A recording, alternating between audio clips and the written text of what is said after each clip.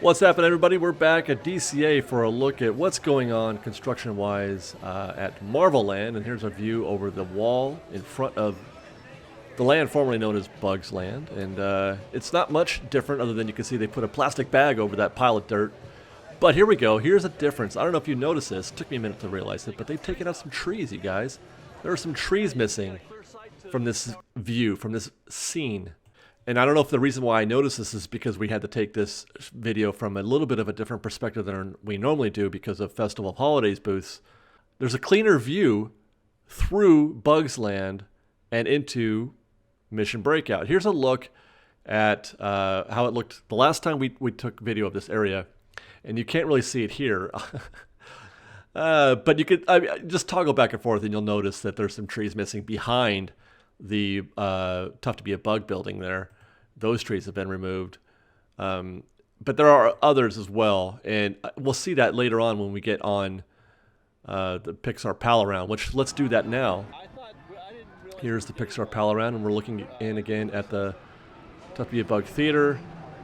And for what it's worth, by the way, also I want to note that that structure does still seem to be completely intact for the most part. Just that one wall has been taken off of that exterior, you know, the adjacent structure to the main theater building. And there's the bag of, or the bag of dirt down there.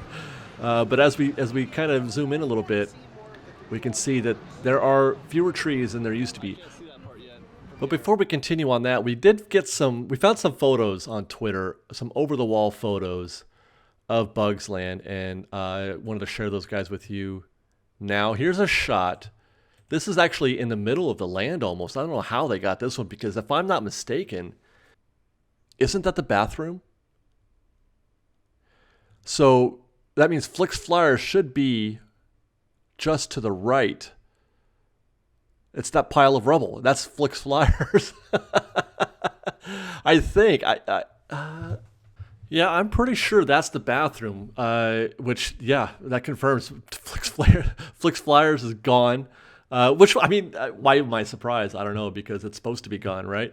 It just kind of like when you see the carcass, it's kind of unsettling. Here's a shot from just over the wall at the entrance. This is where we shoot from. The one shot we can see, that's just, you know, more of nothing, really. You can see that the main Bugs Life, or Bugs, Tough to Be a Bug Theater, and whatever they're doing there.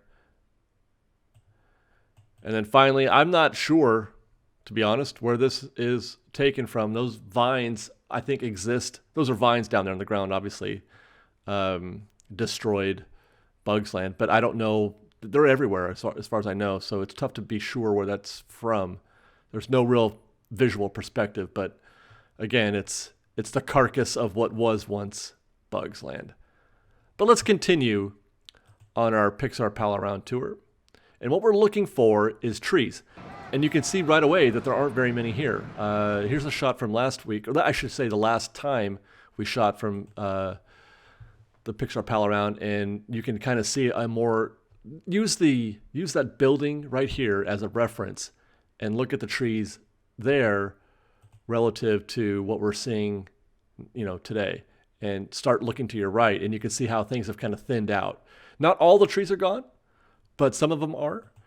You can see more clearly the clovers, the three-leaf clovers, from this perspective. So they're definitely thinning things out, and this is the beginning, really, of the actual construction progress that we can monitor, you know, track its progress. So this is the beginning of some good show, I think, and we're going to have to be spending more time on the Pixar Pal Around. Let's look some more from the Ferris wheel, and you can start to pick up, there's the tent for the buggies, and we'll zoom in a little closer and compare that to another shot as we move to the right. This is from a few weeks ago. And we'll use the tent, in this case, as our reference point.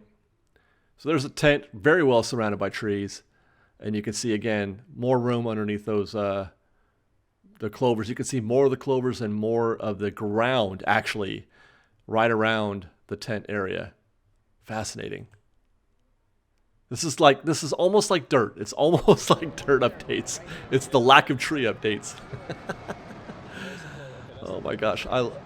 I hope this never ends. I could do construction at basically the rest of my life. And we'll just kind of browse around here a little bit more, see what we can't pick up. We're scanning basically the length of Bugs Land, and we're back at the Tough to Be a Bug Theater and the tarp full of dirt. That's the bathroom right there. Right there in the middle of the frame. That's the bathroom. So you should have been able to see Fliks Flyers, because Fliks Flyers is right next to the bathroom. So you can tell that's gone. They've taken that out. Oh my gosh, I didn't notice that before. Makes sense though, like I said, because they're supposed to be moving that over to Pixar Pier. And then one last look at our pile of dirt. No longer going to be the star of the show. I think the star of the show is going to be that far corner back there where Fliks Flyers was, and that's where we're going to start seeing, the evolution of this land germinate from. Okay, let's head over to Pixar Pier. There used to be 4 of those billboards, those posters, and now there's only 3. Why? Because they've just cut out this entire section of wall. Ian's like, what? What have they done? Why they did that, I don't know. I'm glad that they did. I'll say that, because one of the things that I didn't really speak about, but you can't really see Edna Mode's, not house, the VIP area from which she's supposed to be babysitting Jack. You can't see that area from anywhere. You can barely see it on the ride because you turn past it so fast. It's so quick that we never really get to see that sort of area. So they took down this wall and now we can see it. Here's some footage. We did a live stream on Saturday night to help document this. And there's Ian again. Later that night, and there used to be a wall right here, and we could not see down there. I think it's really cool to be able to watch an attraction happen like this. I think that's really cool. It's one of the reasons why I like Big Thunder, that viewing area is so much Big Thunder. But here now we can look around this wall a little bit and see there's Edna. That's cool that we can see this now. I think it's great. I think it's great that they opened this up for us. And I don't know if they did that was the reason, but I'm glad they did. And then Ian pointed out that we can also watch a little tech happen.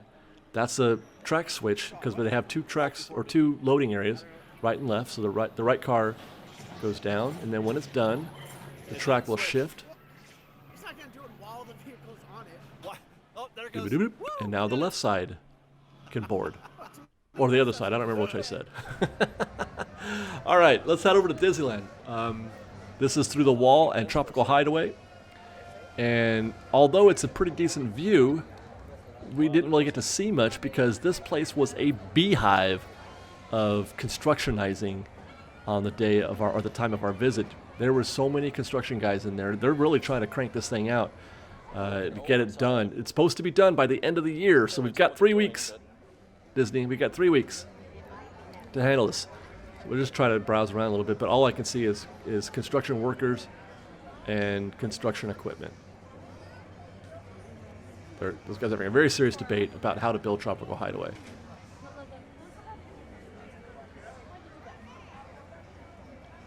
But if we pull back down the way a little bit, we can see over the fence, and now the view is better over the fence because we can see that they've installed a bunch of those lamps, those light fixtures on those posts.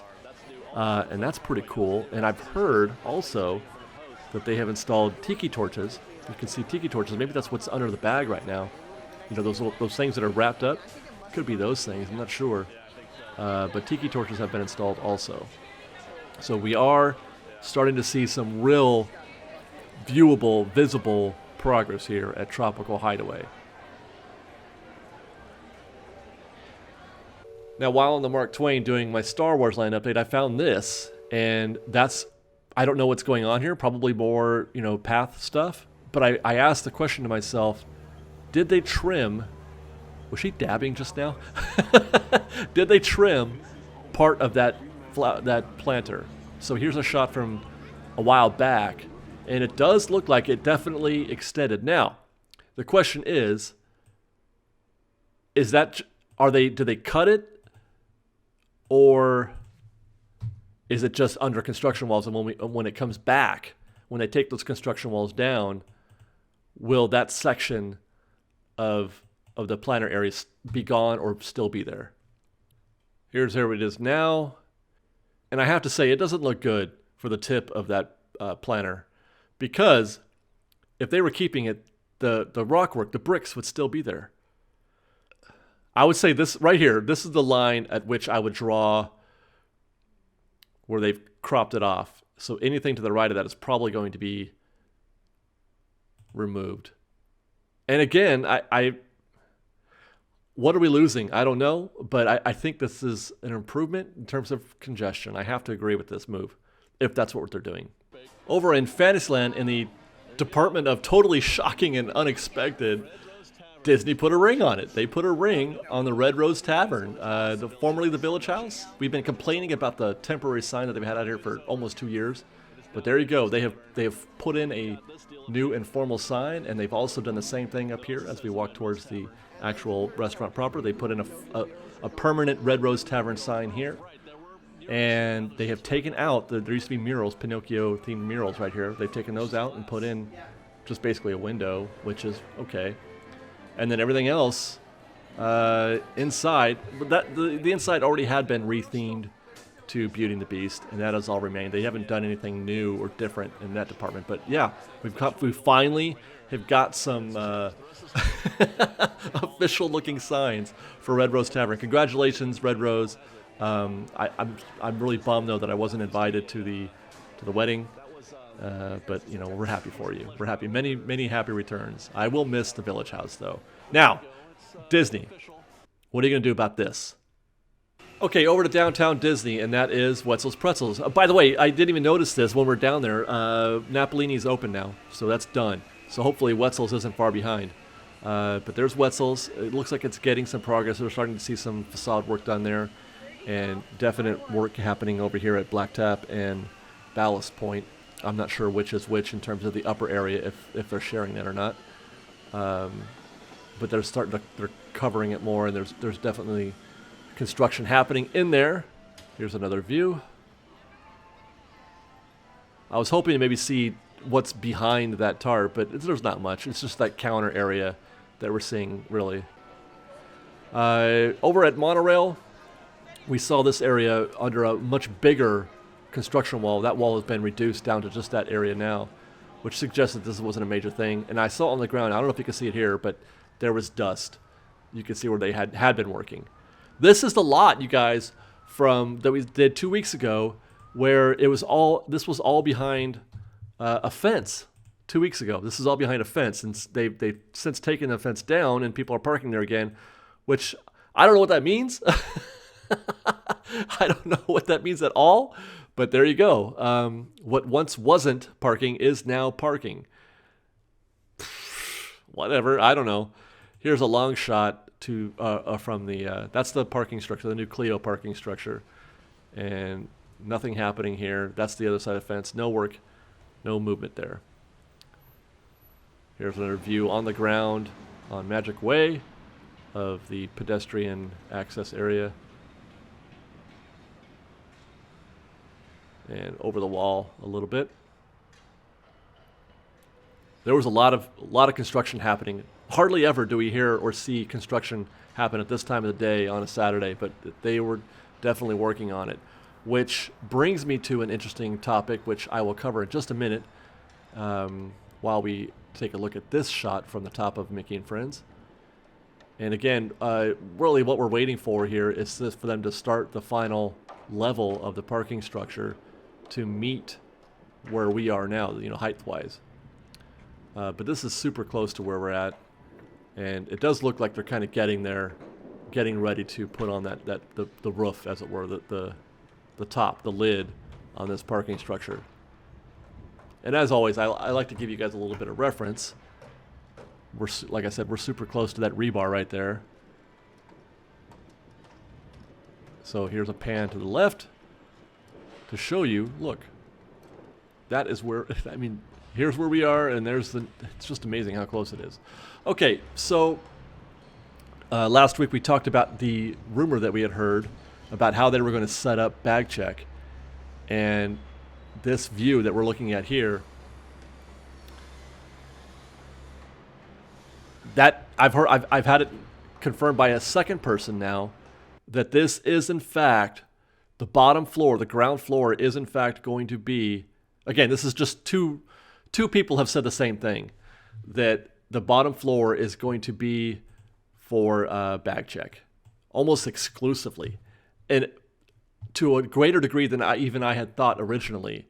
I thought it might be 10 or 12 rows, stations, as it were, but the entire width of this structure will be bag check. Can you imagine? I don't know how many that is. Let's count. 1, 2, 3, 4, 5, 6, 7, 8, 9, 10, 11, 12, 13, 14, 15, 16, 17, 18, 19. There's 20 columns that I can see here. That's what I'm hearing. 20 columns or 20 rows of bag check, to the point where there will basically be no line. Now, I don't imagine that'd be tough to do. That's aggressive, positive thinking. That would be the case.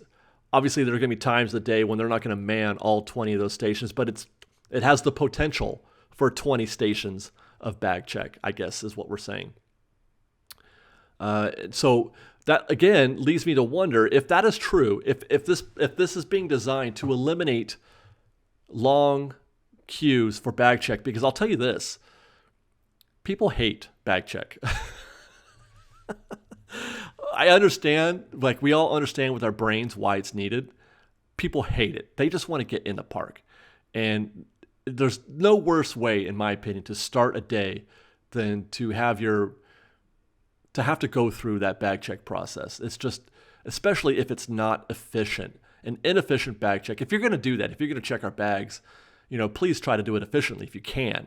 Now, again, safety first, and I'm totally behind that. So I'm not saying that this is, a complaint by all means. I would rather we do it than not.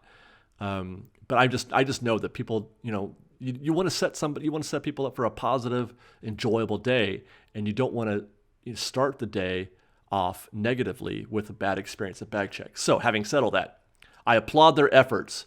If this is the case, if it is true, I applaud their efforts to make this as painless as possible. And hopefully that is the case. But the point I'm getting to, if they are going to eliminate lines per se, if they're going to have 20 potential bag check stations so that you don't have to wait, it's not even 10 minutes, but so you don't have to wait 10 minutes to have your bag checked, what are they doing with all that space? The concept art just shows a bunch of trees. What is the possibility that if that's not going to be people standing out there underneath those shaded trees, why have all that open area unless it's for some other use? Again, if it had no use, if it's just for beauty, bravo, Disney. You go. I love it. If not, then what is its purpose? Possible, bus or, Uber maybe. The idea was to maybe transfer some of the functionality of the Eastern Gateway into this lot, which would be great. So maybe they can find a way to grant a turnaround or something in there for people to drop off and pick up, make that more accessible. But having said that, how do the trams get in and out of there? I don't know. Maybe we're so used to seeing trams come in that one way, but the concept art does show trams still on the old path. So that's confusing. Do you see any way to get buses or vehicles into this area? I don't. It's hard to say. My guess is now, looking at this and hearing what I've heard, is that guests will deboard where that tram is now, and you can see guests walking towards the parking structure. So maybe that's all that is. They're going to deboard here and then walk back to the parking structure. Where the tram enters the building, I don't know. Now, here, by the way, as we continue and start to focus in on that pedestrian hub over there, one of the things I heard, and I don't know how true this is, one of the things I've heard is that as fast as we watch them push this thing through, it is not going to be ready for summer of 2019. That this parking structure will open after Galaxy's Edge opens, and that terrifies me. That terrifies me more than Halloween 1 through 10. Goodness. So I'm not sure how, what to make of that. Hopefully that is not the case. That's all I can say. But there you go, guys. That's our update from Disneyland. Construction progress going on around the resort. Thanks for watching. We'll see you next week. Don't forget to stay tuned tomorrow for our Not Whole Gang update. And until next time, thanks for watching. Like this video. Share it with your friends. Subscribe to our channel. And fresh baked! We've got lots more videos for you to see, so grab a churro and check out some of our other videos and have your mind blown by how much fun we're having. We truly are the best of Disney Bake Fresh Daily. Don't forget to subscribe to our channel, and we'll see you next time. Fresh baked!